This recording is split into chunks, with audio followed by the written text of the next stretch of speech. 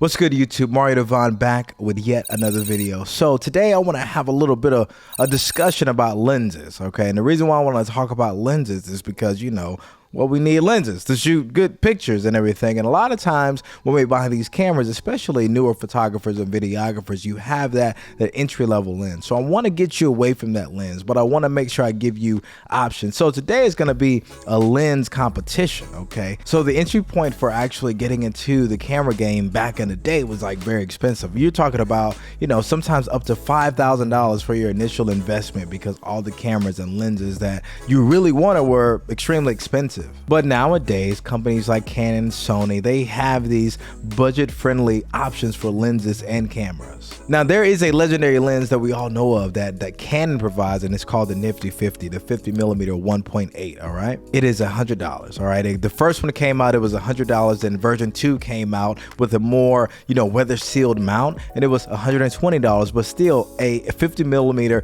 low aperture lens for $100 was ridiculous. It was revolutionary, and it's still a very commonly used lens today. That lens was so successful on the EF mount, Canon made sure to make another one for the RF mount. But we're not talking about that lens yet. We're gonna bring that lens into another video. In this video, I want to talk about the 35mm RF lens. It is the only RF 35mm we have, but it is the 35mm STM macro 1.8. And I want to put it against one of my favorite lenses, if not my favorite lens to use, is the Sigma 35mm art lens. Now to think about it, the Sigma lens is actually considered a pro lens. I've used the EF version of the 35mm L lens, and I can tell you they perform very, very close. But in this video, I want to go through some pictures. I did a little something, and that something is I had my friend KJ come out with me. We took some pictures with the Canon R6, all right? The Canon R6 20 megapixel 20.1. Let me make sure I get that 0.1 in because that's important apparently.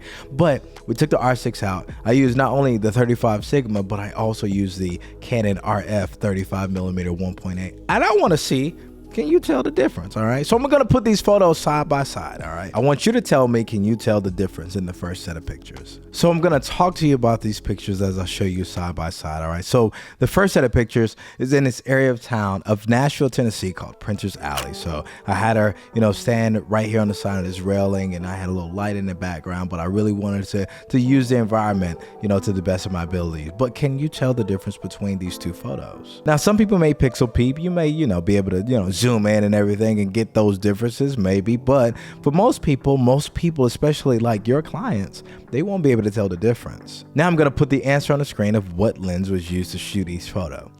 Did you get the answer right?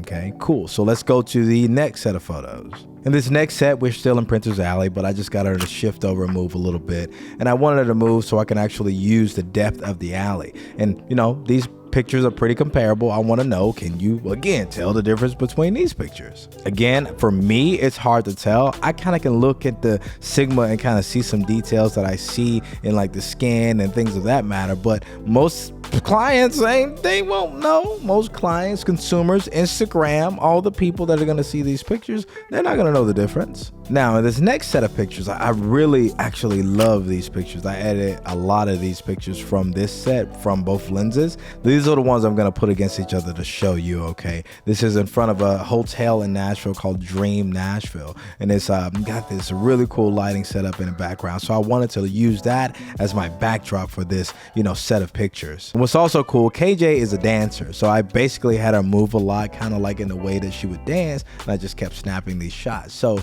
can you tell the difference between these two pictures? I made sure to also shoot all these pictures at 35mm 1.8, okay? Because if I shot with that Sigma all the way down to 1.4, it would be a lot easier to tell the difference because of the bokeh in the background. So I want to make sure it was an even fight, okay? Want to make sure it's very even. So everything is shot at 1.8. So here's another set of photos with KJ in front of the Dream Hotel. Again, just really had her moving and wanted to get a good portrait of her moving, wanted to get a little bit closer and everything, especially with that 35mm. Is one of my favorite portrait lenses to use, but that's besides the point. Can you tell the difference in the photos?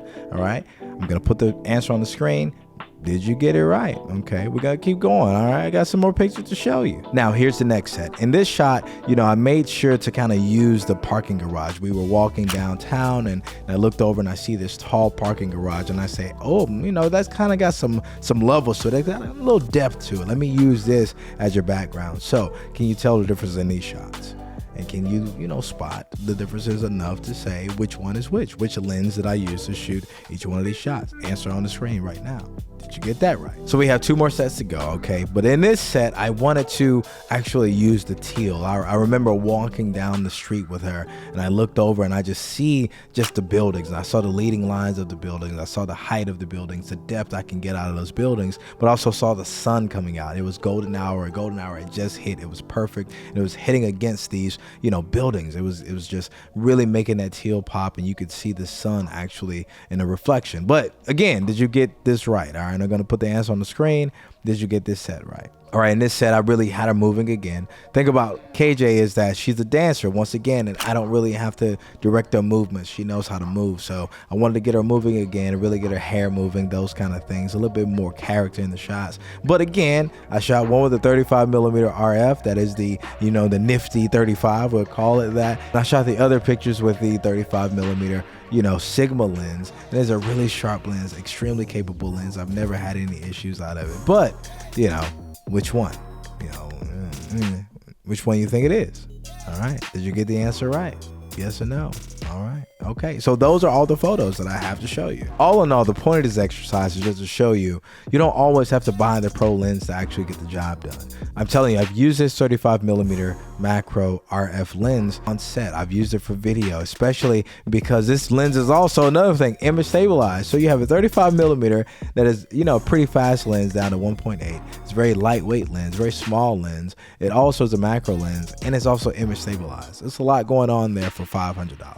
But again, you don't always need the professional lens. Is the Sigma lens faster? Absolutely. With autofocus? Absolutely. All right, the Sigma is ridiculously fast, and I'm shocked that it's still such an affordable lens for it to, you know, perform at such a professional level. The point of this video is I just want people to get started, all right? If you want to get into the game of creating photos and videos, I just want you to get started. I don't want anything hindering you. You don't have to have the dopest gear, the flyest, newest gear. You don't need that. All you need is the right camera, the right lens. You don't have to spend an arm and a leg to get started. I just want you to get started doing this thing that you may aspire to do. So hopefully this video helps. I just want to provide a little perspective for you, okay? I just want to help out a little bit. But please like, comment, subscribe to the channel. I need it. Need the support, all right? And more videos coming like this. Don't worry, I'm going to do a video with the 50mm RF 1.2 versus the 50mm RF Nifty 50. All right, we're talking about, you know, I think it's like a $2,500 lens versus the $200 lens. So be on the lookout for that. Either way, thank you all so much for watching. Peace out.